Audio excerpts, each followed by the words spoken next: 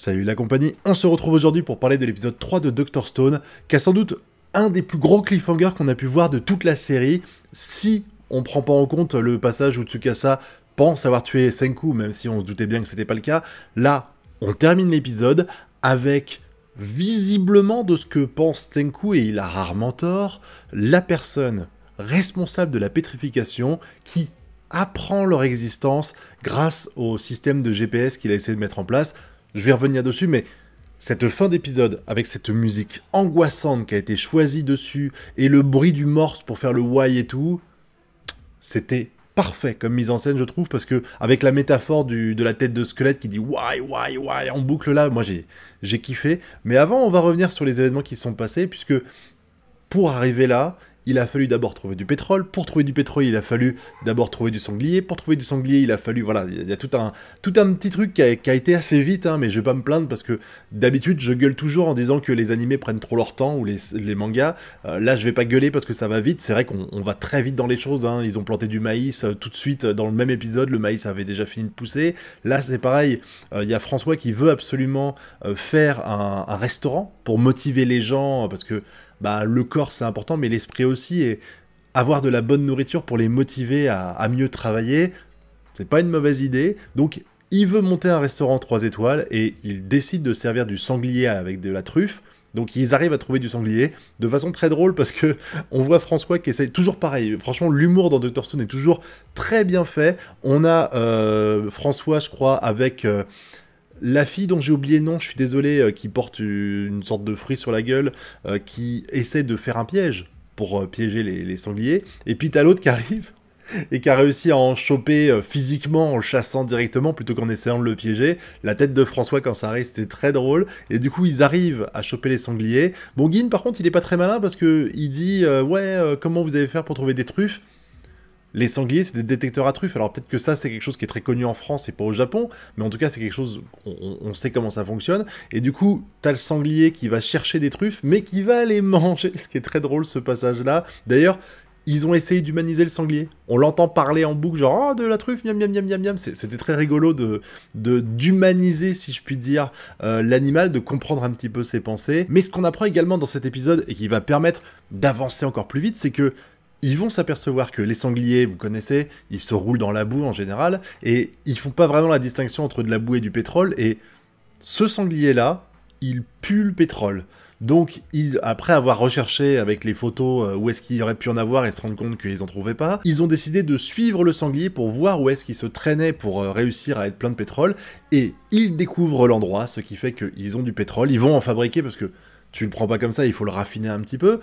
Senku, évidemment, qui est un dieu vivant, il sait pas faire cuire un pain, une baguette, mais par contre, raffiner du pétrole, ça, il y a aucun souci. Il arrive à en faire, et il va vouloir le tester en fabriquant un bateau à moteur qui ressemble un peu à un hoverboard, qui est, encore une fois, GG à lui, hein, toujours excellent, ce mec-là. Ils partent en bateau pour tester un petit peu le moteur et tout ça. J'ai bien aimé la réaction, je crois que c'est de Chrome, qui est impressionné du fait de ne pas voir de terre à l'horizon, parce qu'il est au milieu de la mer, vraiment, il n'y a que de l'eau à perte de vue, et il s'inquiète un petit peu, parce qu'il se dit, merde, comment on va revenir sur Terre si on ne sait pas d'où on vient?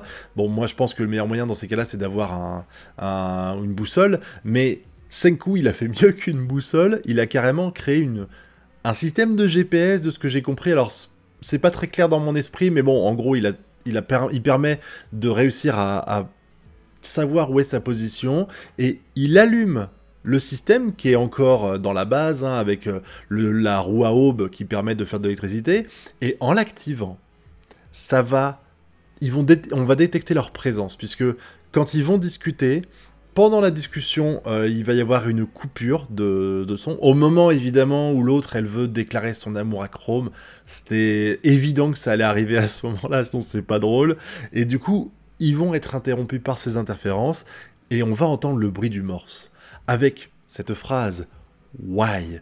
Et Senku va tout de suite comprendre que la personne qui a fait ça, c'est celle qui est à l'auteur de la pétrification il y a 3700 ans. Je sais pas comment c'est possible, parce que je me dis que si une telle personne existe, elle est morte.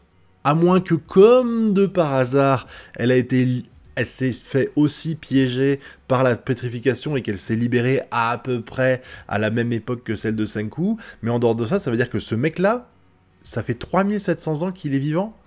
Pourquoi il a fait ça? Pourquoi un humain aurait fait ça? Pourquoi il aurait vécu dans le... Bah après on sait pas, ça se trouve il y a une énorme mégalopole quelque part avec une centaine de sujets à lui, je ne sais pas. Mais je suis vraiment super intrigué par ça. Et pourquoi il prend pas la parole, il se contente juste de parler en morse? Il y a énormément de questions qu'on va se poser à partir de là. Et je trouve que c'est vraiment un cliffhanger complètement dingue parce que là, je me retiens d'aller lire les scans.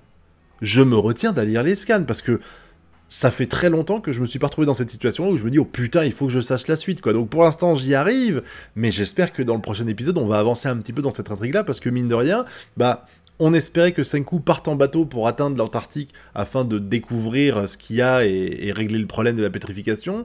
Là il y a un obstacle en plus qui vient de se dresser devant eux. Et l'obstacle, c'est ce mec-là qui est à l'origine de la pétrification, de ce que comprend Senku, mais comme il a rarement tort, on peut se fier à lui. Et ce mec-là, il a l'air technologiquement d'être doué, hein. Tu crées pas la pétrification en mode YOLO sans savoir ce que tu fais, et il a réussi très rapidement à détecter la présence de Senku avec quand il a enclenché la machine qui faisait des ondes, et il a réussi très vite à pirater le système de discussion qu'ils avaient, le téléphone qu'ils avaient si je puis dire, pour envoyer le message why. Et pourquoi en plus envoyer ce message-là? Il pourrait juste envoyer non, vous savez, pour dire bah non, tu fais pas ça, reste dans ton coin. Là c'est pourquoi. Donc pourquoi quoi en fait? Pourquoi t'essayes de communiquer? Pourquoi tu veux aller à l'endroit où il y a la pétrification qui s'est lancée?